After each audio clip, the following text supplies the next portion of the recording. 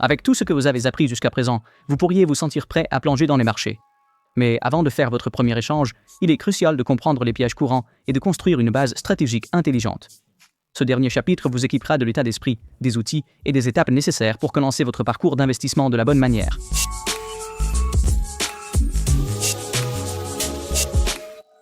Les marchés peuvent être excitants, mais cette excitation peut aussi mener à de mauvaises décisions. Voici quelques pièges dans lesquels tombent les nouveaux investisseurs. Suivre des tendances, se lancer dans des actions en vogue ou le battage médiatique sur les réseaux sociaux sans comprendre les fondamentaux. Sous-trading, avoir l'impression de devoir toujours être sur le marché. Cela entraîne des coûts de transaction élevés et des décisions émotionnelles. Ignorer la gestion des risques, mettre trop de capital dans une seule transaction, utiliser l'effet de levier sans le comprendre ou ne pas fixer de stop-loss. Trading émotionnel, prendre des décisions basées sur la peur ou la cupidité au lieu de la logique. Attente irréaliste, s'attendre à doubler son argent en un mois. Les rendements constants nécessitent du temps, de la discipline et de l'apprentissage.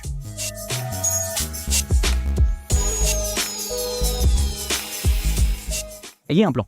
Définissez les niveaux d'entrée, de sortie et de risque avant de passer une transaction. Commencez petit. Utilisez de petites sommes de capital pendant l'apprentissage. Tenez un journal de vos transactions. Suivez ce que vous avez fait et pourquoi. Révisez votre logique et vos résultats. Limitez le temps passé devant l'écran. S'obséder sur chaque mouvement peut mener à des transactions impulsives.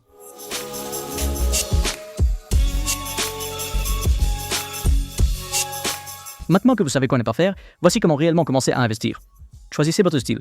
Investissement à long terme, acheter et conserver, ou trading actif. Court terme avec technique ou actualité. Ouvrez un compte de courtage. Choisissez un courtier réglementé avec des traits bas et des outils solides. Apprenez à utiliser les outils, les graphiques, les fondamentaux, les simulateurs. Par exemple, le trading sur papier. Commencez avec des ETF ou des actions de premier ordre, SPI, QQQ, ou des noms stables comme Apple, Nestlé. Comprenez le risque et l'allocation. Ne risquez pas plus que ce que vous pouvez vous permettre de perdre. Utilisez des stop-loss et la diversification. Fixez des objectifs et un horizon temporel. Alignez le risque avec le but, le revenu, l'apprentissage ou la retraite.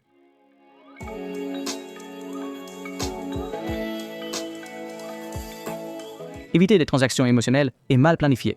Commencez par les bases et pratiquez avec un petit capital. Utilisez les outils appropriés et maintenez un plan clair. Vous n'avez pas besoin d'être parfait. Vous devez être cohérent. Félicitations, vous avez terminé le module 1. Vous êtes maintenant équipé des connaissances de base pour entrer sur les marchés boursiers mondiaux. Dans le prochain module, nous plongerons dans l'analyse technique, la lecture des graphiques, des motifs et du comportement des prix pour affiner vos entrées et sorties.